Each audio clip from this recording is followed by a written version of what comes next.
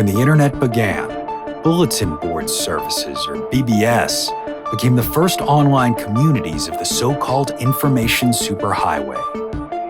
Using their phone lines, people logged in from all over America to talk about sports, games, movies, and on one BBS in particular, share their ghost stories. Over time, those communities all went dark, except for one lone server that continues to operate somewhere in an unknown part of Pennsylvania's Rust Belt. A relic of the 1990s, veiled in mystery, it is a digital archive of humanity's strangest encounters with the unknown, as told by the people who experienced them. My name is Brandon Schexnayder, and you are listening to Fear Daily. Subject: Laundromat. User: Porga99Tori. Posted August 16th, 1999.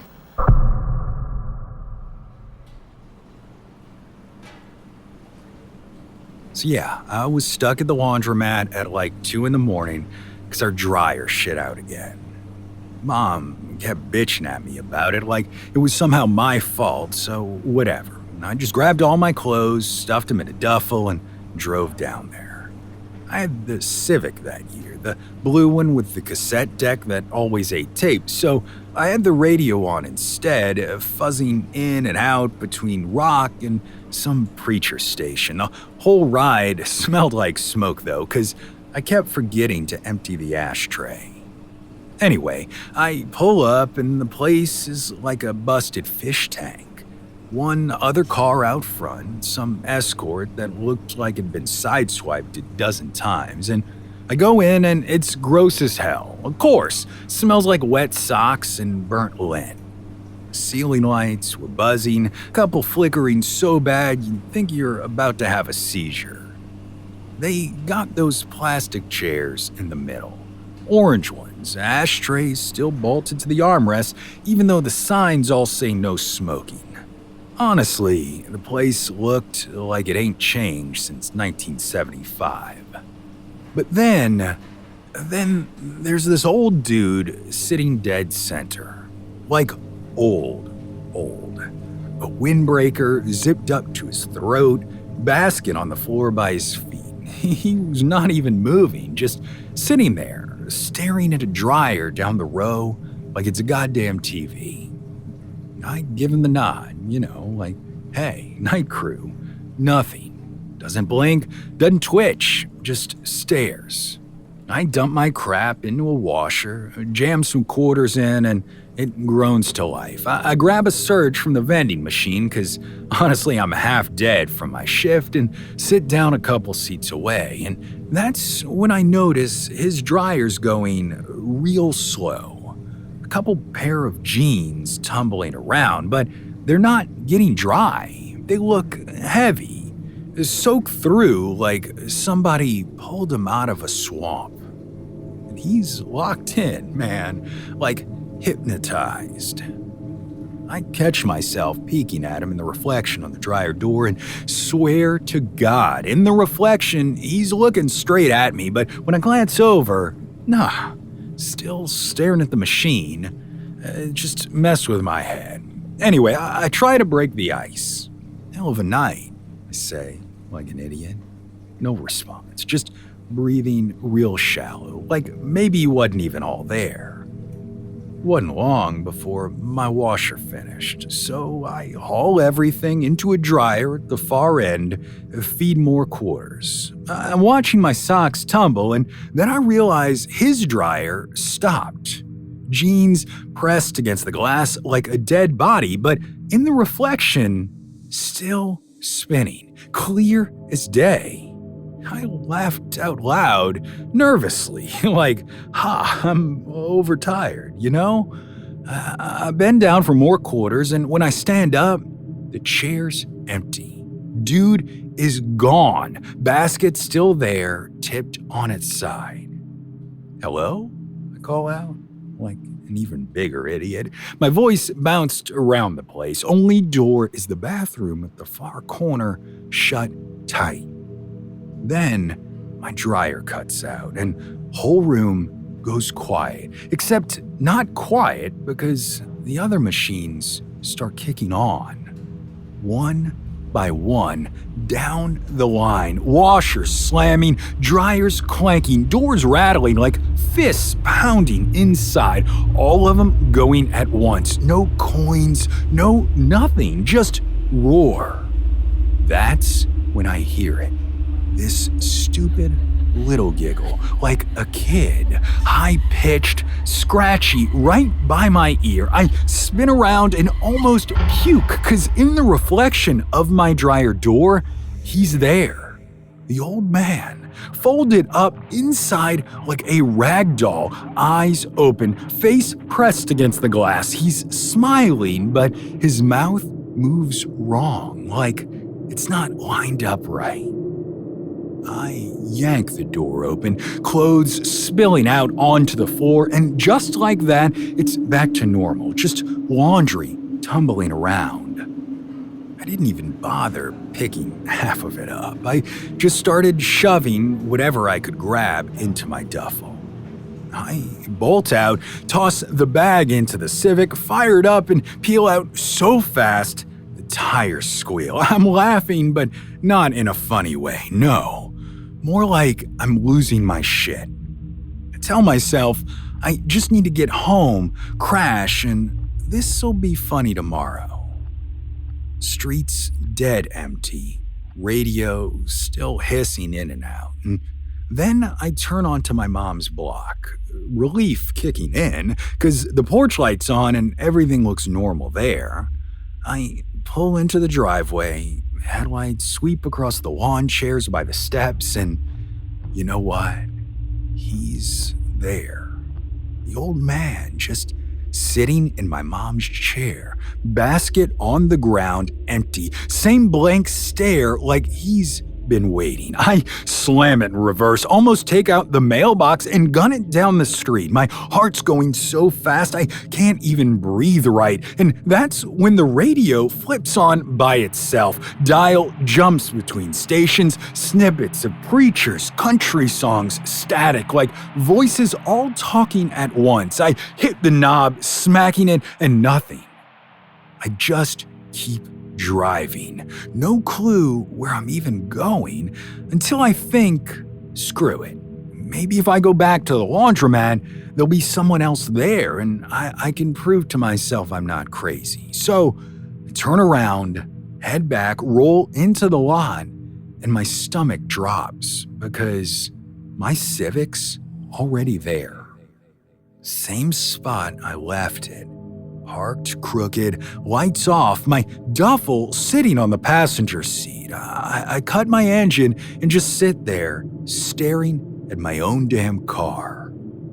Fluorescents inside are buzzing like bees, and every single dryer is spinning now faster and faster. There's clothes whipping around, faces pressed against the glass, dozens of them mashed up against the doors, eyes wide, mouths open, whispering over the hum, do another load. Again and again, hissing like steam. But here's the sick part. I thought about it, like maybe if I just went in and put in another quarter, it'd all make sense.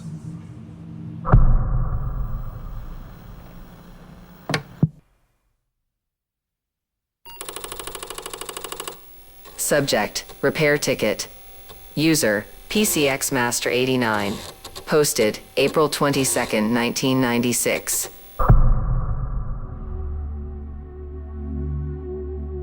I never fit in anywhere.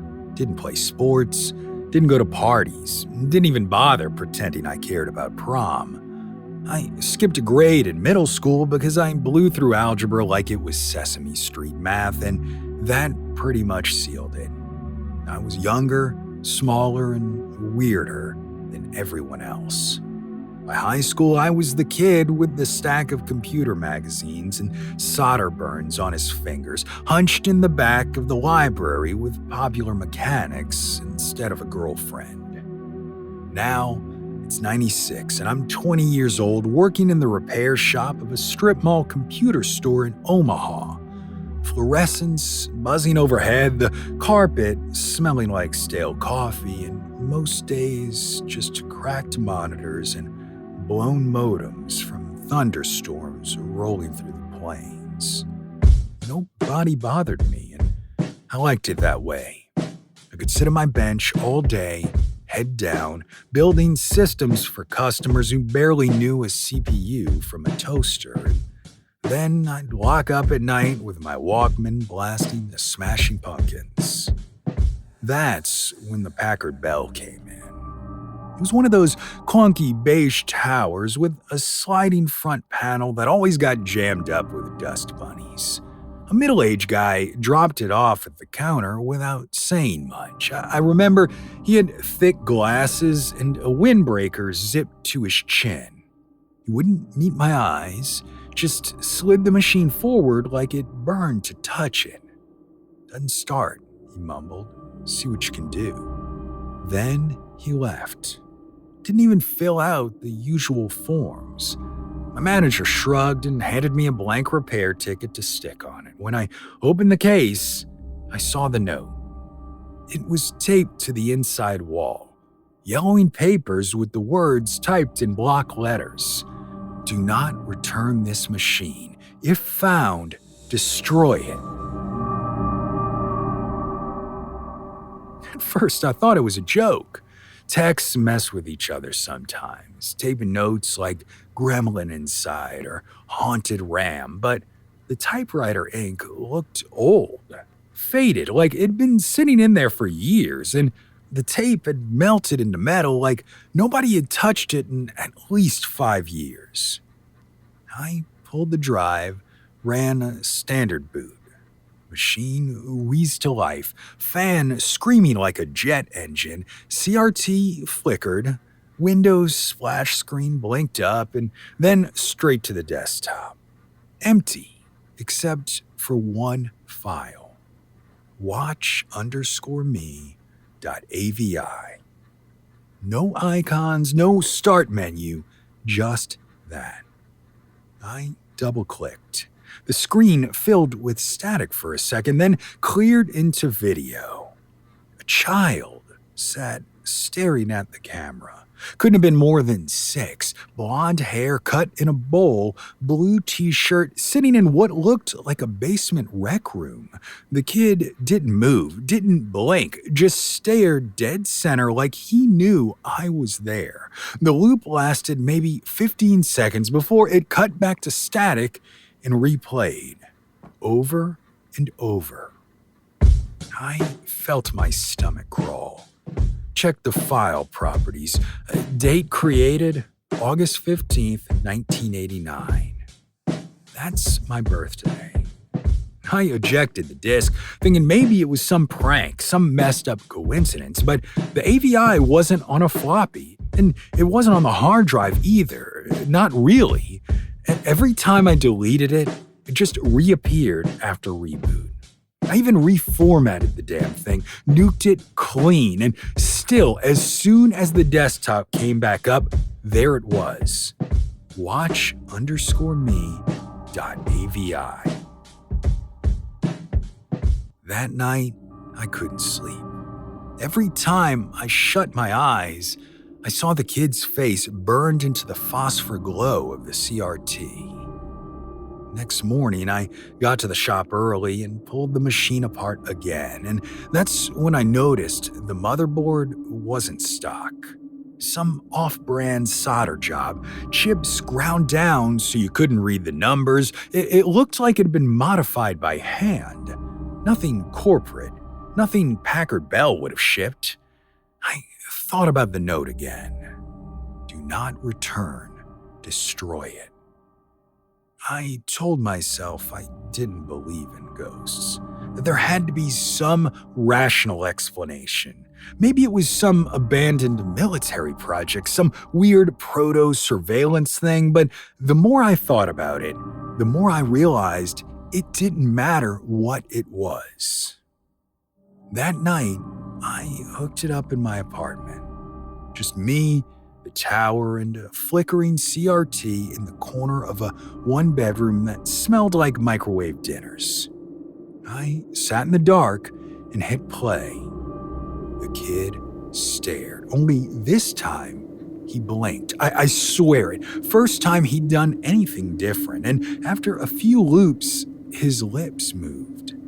Not much, just a twitch, but I caught it. So I turned up the tinny little speakers, static hissed, and then underneath it, I heard something. My name. I yanked the power cord so fast, sparks jumped. CRT went black, room silent except for my own heart hammering in my ears. Next morning, I wheeled the tower out back behind the shop, smashed it with a hammer, and tossed the pieces in the dumpster. Spent the rest of the day cleaning my bench, wiping down every tool like nothing had happened, but here's the thing. When I got home that night, my own Packard Bell was already on. The desktop was empty and one file was waiting. watch_me.avi.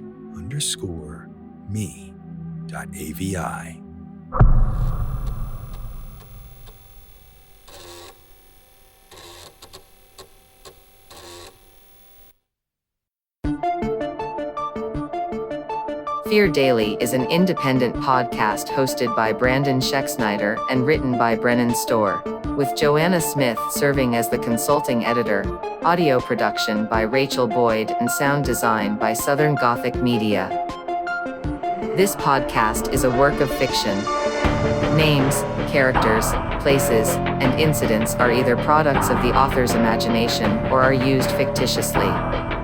Any resemblance to actual persons, living or dead, or to real events or locations, is entirely coincidental.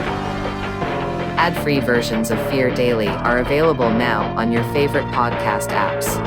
For more information, visit feardaily.com. But move fast, before the server goes offline.